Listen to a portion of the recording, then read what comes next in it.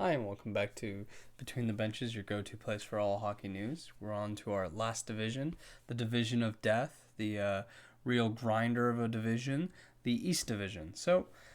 This division is pretty insane. You got former Cup winners, former President Trophy winners, five playoff teams. So, this one is going to be really off the wall. I mean, this is the most exciting division of hockey to watch, especially because a lot of these teams really do hate each other. And so, I mean, it's just going to be really exciting. And that also means that one playoff team from last year, at the very least, is going to be missing the playoffs. Maybe a few more if we got some upsets. So, without further ado, the marker is out.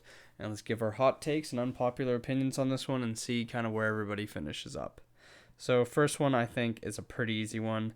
I don't think I'm kind of messing with anyone here, especially after Corey Crawford retired. We have the New Jersey Devils at the bottom of the list. I mean, they're going to have a really rough go of things in this division. You look at that roster and you're like, oh, is that an NHL roster? But, Hughes is going to be better. Heischer is going to be better. Palmieri's great as always. He's heading into a contract year. Blackwood's great. So they're not going to be a bad team. They just unfortunately got put into the worst division of hockey because it's going to be a bloodshed. But I like where New Jersey's going. If Ty Smith comes in and looks as good as he can, him, Hughes, Heischer, that's a really strong base. And with Blackwood really, being the back keeper, I see no reason as to why they couldn't just be that great, right? Now, here comes a bit of the hard part. And anyone I put here kind of feels like a disservice. If you took a couple of these teams and put them in any other division, they'd be, top 3, top 4. And it pains me to put them here because I think they got a lot better. But any team that has Jack Johnson on their blue line is not a playoff team to me, unfortunately. And that includes New York Rangers. They got a lot better. Everyone gets that extra year development. They're really, and you got Lafreniere, but they're really banking he's going to come out strong. So, a lot of questions in New York. Can Panarin keep that streak that he was on? Will Zibanejad keep that amazing goal totals he had? Is Lafreniere going to be a star right out the gate, or is he going to take a couple of years? I think it's going to be a year to figure things out. I think they're finally starting to get things together. Hopefully, Trouba does better, but they're not ready to contend yet. They still got a lot to put together, and I like which way they're going. The boys in blue look great. However, I just don't think they're ready yet. So now here comes some of the hot takes. Because we got a lot of good teams left. And I kind of don't know where I'm going to put them, to be honest. This one might be a bit upsetting, but it's been something I've been saying that's going to happen for a while, and that they're eventually going to decline. I think last year was the start of it, and that is the Pittsburgh Penguins. Any team with Crosby is a good team. Any team with Malkin's a good team, but the way they went out in the playoffs, it was tough to watch, and you can kind of see, okay, maybe things are going bad. They got Kapanen, and he's going to be huge, but then they lost a lot of good depth guys. They lost a lot of good pieces. They're older. They're always a great regular season team. Pittsburgh's always great for that, but this kind of does feel kind of like the playoffs, original 6. You're playing everyone only in your division, and so I think it's going to be a really tough schedule, and I think they're going to be one of the first playoff teams to fall. So coming in at number 5, I don't feel confident putting this one here, but I think they have the Pittsburgh Penguins syndrome as well that we saw last year in the playoffs. And this one I feel the least confident about this division. But the Washington Capitals, I have 5th. They're a great team. They're built to be a playoff team, but that doesn't always mean they're going to be good in the regular season. They got a lot of good grinders, a lot of tough guys, but they had that where they weren't motivated. There was all that talk they didn't want to be there in the bubble.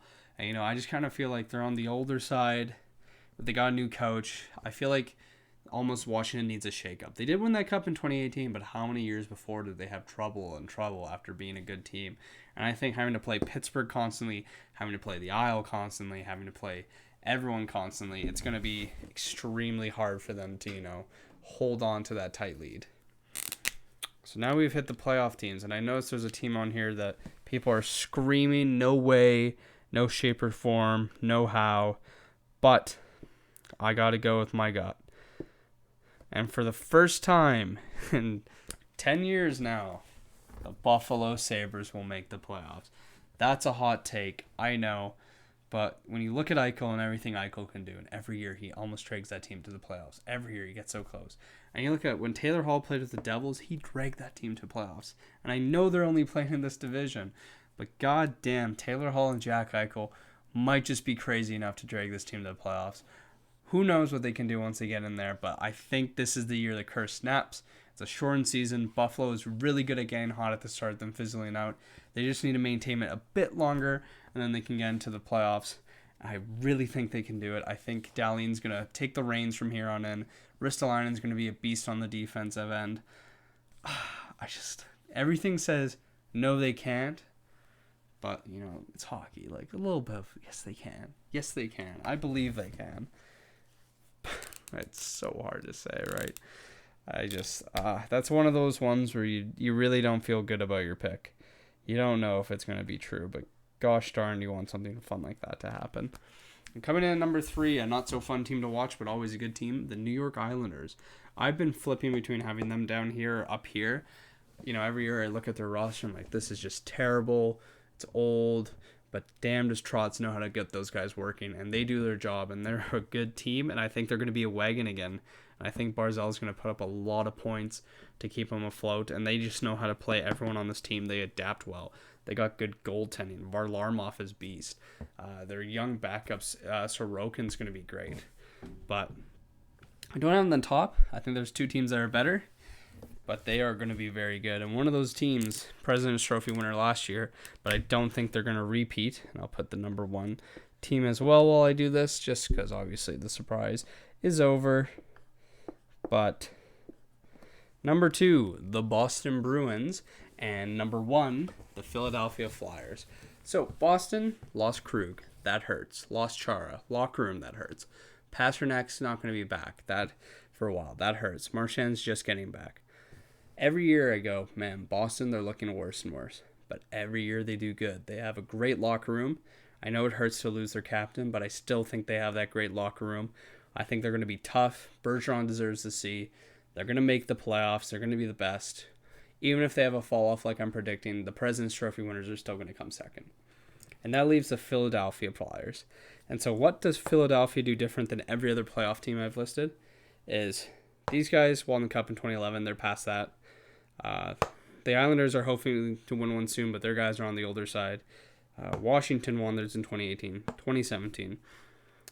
I think Philly is just hitting their prime right now. I think Philly is going to become a monster like the Pittsburgh Penguins are for most of the 2010s and 2000s. I think the Philadelphia Flyers are going to be the new Pittsburgh. They're going to be dominant every year. They got such a good core. They got so many good young pieces. They got a great Tendy. Carter Hart can be comparable to Fleury in his early days. I think Philly is finally becoming that monster that they wanted to become. They're going to dominate a lot of teams on this board, and I think going to the playoffs, Philly is going to be one of the best teams.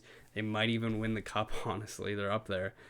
But, you never know. We keep an eye on it, and these are my final predictions for the East Division. Let me know what you guys think. This is the Division of Death. Wouldn't it be crazy if these two made it in? I know it won't happen, but you know what? Let's hope for crazy this season in a fun way. We've had so much craziness in bad ways. Let's just pray to God it happens in a fun way. All right, guys, comment down below, hit like and subscribe, and I'll catch you all next time.